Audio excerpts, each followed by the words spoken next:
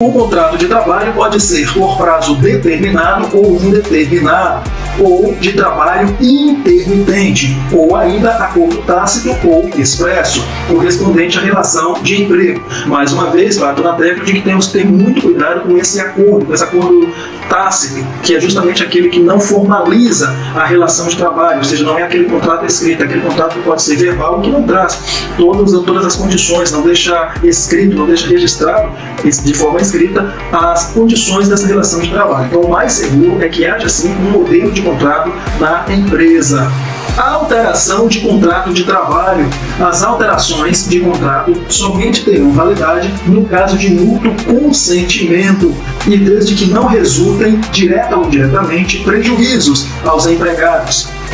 Contratos de trabalho podem sim sofrer alteração. Inclusive, existe no E-Social eventos que prevêem essa situação, ou seja, existem eventos onde você pode enviar informações a respeito de eventuais alterações no contrato de trabalho. Porém, é importante notar que essas alterações elas não podem, nem de forma indireta, nem de forma direta, resultar em prejuízos ao funcionário. Por exemplo, um contrato de trabalho que diminua o salário, um contrato de trabalho que altere o local de trabalho do funcionário, diferente daquele em que o funcionário começou a trabalhar quando foi contratado, a não ser, claro, que haja aprovação do funcionário, a não ser que haja anuência do funcionário. Então, as alterações de contrato, elas até são permitidas, contanto que não traga prejuízos ao funcionário, contanto que não prejudique de alguma forma o funcionário.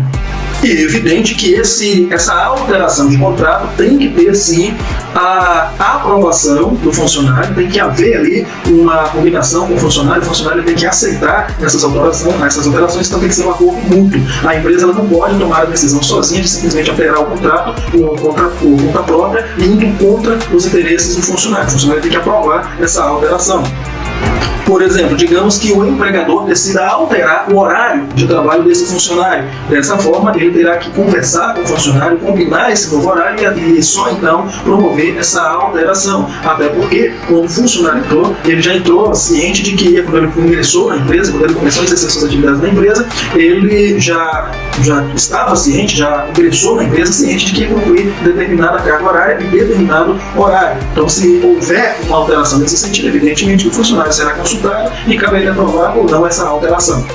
As alterações unilaterais realizadas pelo empregador e aquelas prejudiciais ao empregado serão consideradas nulas de pleno direito. Então, foi aquilo que eu te falei. O empregador ele não pode simplesmente promover uma alteração no contrato por conta própria, sem a consulta do empregado, sem o empregado estar ciente dessas alterações, sobretudo sem o empregado aprovar essas alterações. Principalmente, sobretudo, se essas alterações de alguma forma prejudiquem, tragam prejuízos ao empregado.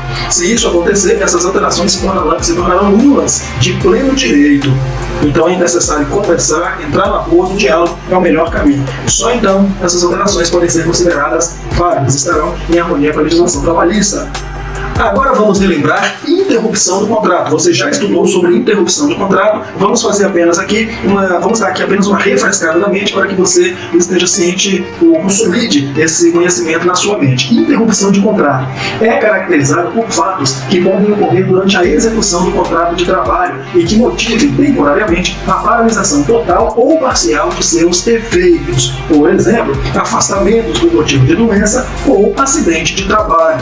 Durante os primeiros 15 dias, em caso de afastamento por doença, os primeiros 15 dias do afastamento, a remuneração corre por conta do empregador e neste período o contrato fica interrompido. Nós já estudamos sobre interrupção de contrato, nós já sabemos que quando o funcionário apresenta à empresa um atestado, por exemplo, de 20 dias, os primeiros 15 dias vão correr por conta da empresa, ou seja, essa remuneração nos primeiros 15 dias fica por conta da empresa. Do 16º dia em diante, o funcionário terá que recorrer à Previdência Social, que é quando o contrato fica suspenso, ou seja, a partir do 16º dia em diante, em que o funcionário ficar por conta da Previdência Social, aí o contrato deixa de estar interrompido e passa a estar suspenso. Suspensão de contrato.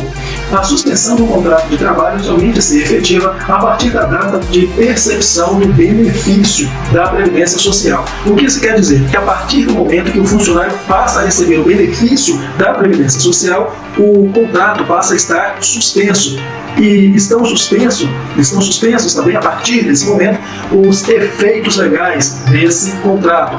Então, se o funcionário ficar um mês sob responsabilidade recebendo da Previdência Social, esse contrato suspenso, esse tempo de serviço, ele não vai contar com o tempo de serviço do funcionário, ou seja, ele não vai receber esse tempo de serviço em caso de rescisão de contrato. Esses 30 dias vão estar interrompidos, eles vão estar nulos, porque esse contrato passa a ser administrado pela Previdência Social. Apenas para relembrar para você dessas duas condições de interrupção e suspensão de contrato. É algo que pode acontecer com o contrato de trabalho do funcionário, dependendo da situação em que ele se envolver. Então são situações que fazem parte desses conhecimentos aí sobre contrato. Espero você na próxima aula.